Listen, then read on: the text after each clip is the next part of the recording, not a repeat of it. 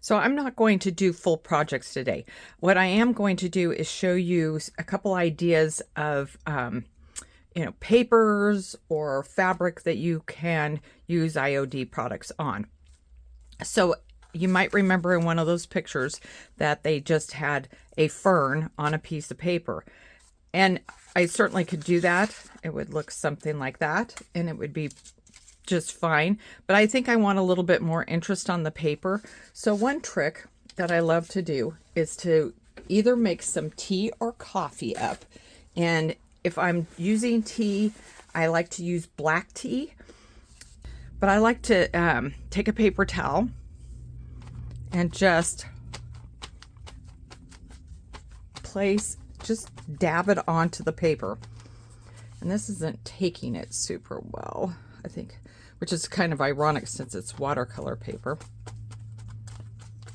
You would think I would just soak it right up. And you can make this as dark or as light as you want to. So if this isn't dark enough, once it dries for you, you can go back and put another coat. You can also just do the edging on it. So let's do this one first, and we're going to put the fern. And I think this is an older transfer here.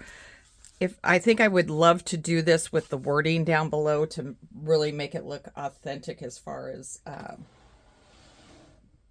vintage botanical page.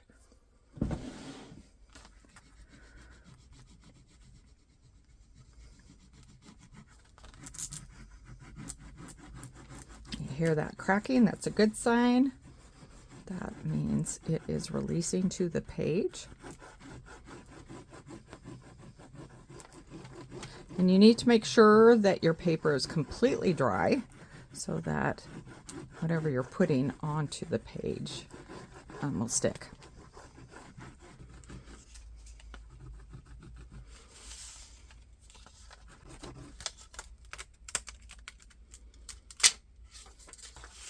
Okay, so just like anything else,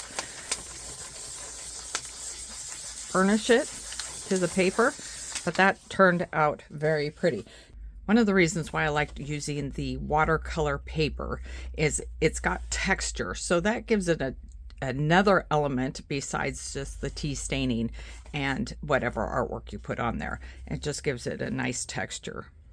So next I'm going to use the Shade and Song stamp. And this is just one branch. And I'm going to have it come from off the page. Now something like this is great to put on the edge of a gallery wall. If you have like 5 or more pieces, it will draw the eye over to the other pieces. So I'm using IOD black ink. Okay, now on this one, because we've got a center, some of the rubber in the center, you can see it's got inked up. So we want to clean that up, and you want to clean up any edges also. Like here, you can see the black ink.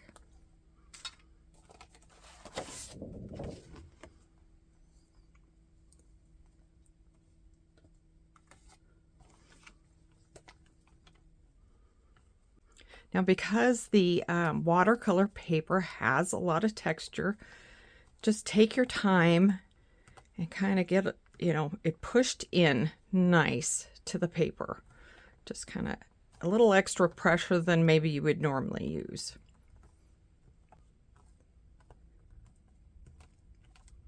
You can always lift up one corner and see how you're doing.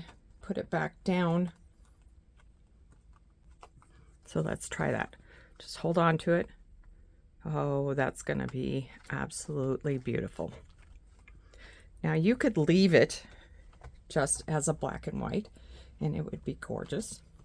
Or you could take some watercolors and watercolor in like the flowers and give it some pop of color. Look how pretty that is.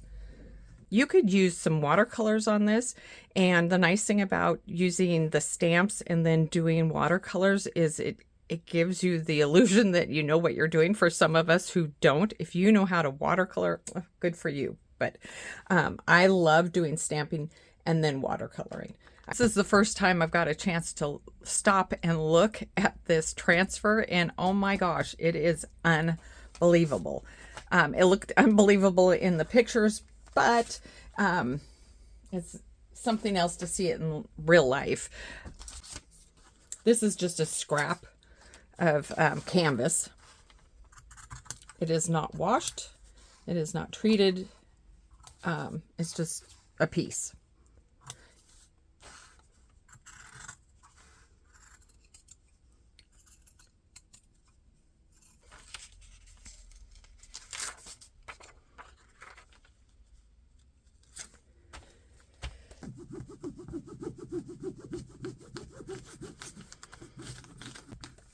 Sometimes getting a transfer onto fabric takes a little bit more elbow grease. Just stick with it. It will work.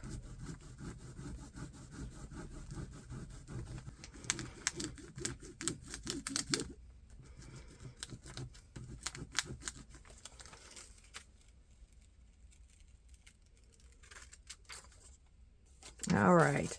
Same thing, just because it's fabric, you still need to burnish it, but isn't that cool? Now you could fray the edges of this and give it more texture on the sides. And then just, you can either leave the strings or you could take the strings off. I like the look that this gives when you fray the edge. It kind of softens it up.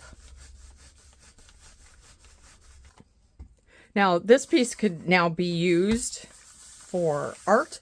It could sew that onto a tote. If you're going to do something like that, I would spray it with some sealant. You could use Mod Podge spray, or you could just use a regular spray top coat.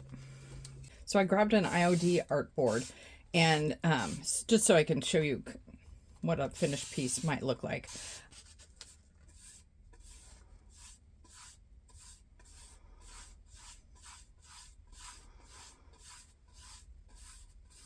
So I soaked it with water, and now I'm just putting some of the dark and decrepit onto the board with a chip brush.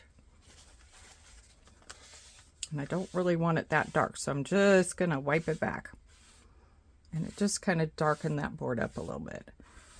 So as I said before, you can either use thumbtacks up here, but I'm going to just use some of these adhesive dots.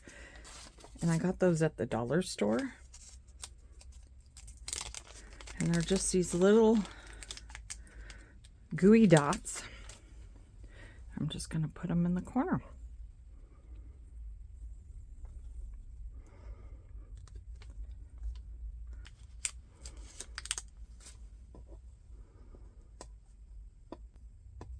And it doesn't matter if they're flat, because they kind of bunch up, I'm finding.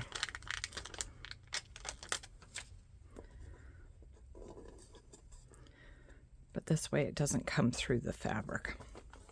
And there we go. So this is a ruler that has little jagged edges on it.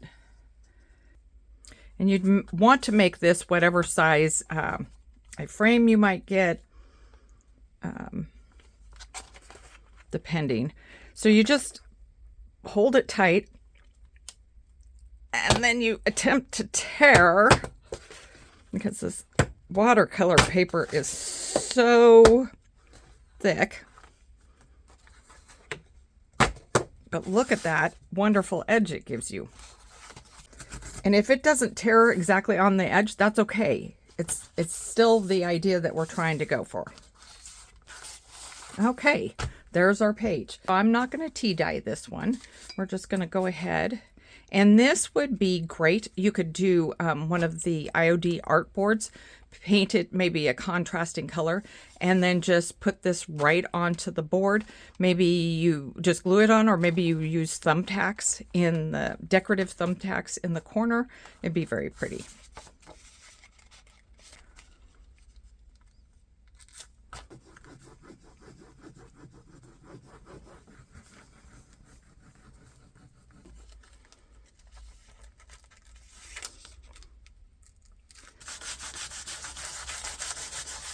Look how gorgeous that is. Oh my gosh, I love that.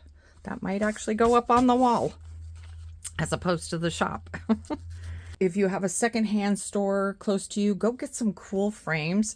They don't have to match, but you could get them to match by using the same color for the frame.